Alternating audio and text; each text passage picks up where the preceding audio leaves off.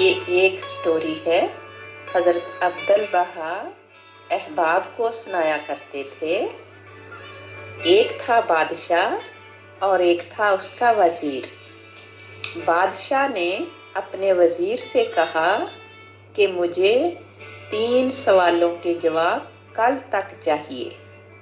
بادشاہ نے اپنے وزیر کو 3 سوال دیے۔ پہلا سوال تھا کہ خدا کیا کھاتا ہے؟ دوسرا سوال تھا کہ خدا کیا پہنتا ہے؟ تیسرا سوال تھا کہ خدا کیا کرتا ہے؟ یہ سوال سن کر اس کا وزیر بہت پریشان ہوا اور سوچنے لگا کہ میں ان سوالوں کے جواب کیا دوں گا۔ تو وزیر گھر آیا تو جب اس کے نوکر نے دیکھا کہ وزیر آج بہت پریشان ہے تو کہنے لگا، آقا کیا بات ہے، آپ بہت پریشان ہیں؟ تو وزیر نے اپنے نوکر سے کہا کہ بادشاہ نے مجھے 3 سوال دیے ہیں، ان کے جواب کل تک اس کو چاہیے۔ تو نوکر نے کہا، سوال کیا ہیں؟ آپ پریشان نہ ہوں، میں سوالوں کے جواب دوں گا اور آپ بادشاہ کو دے دیں۔ ابھی نوکر نے پہلے سوال کا جواب دیا۔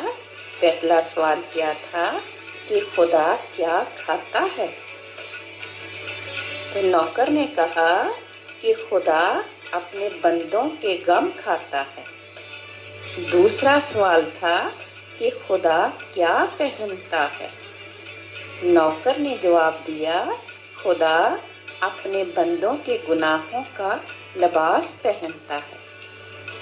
تو نوکر نے وزیر سے کہا کہ یہ 2 سوالوں کے جواب آپ بادشاہ کو دے دیں، تیسرے کا میں بعد میں آپ کو جواب بتاؤں گا۔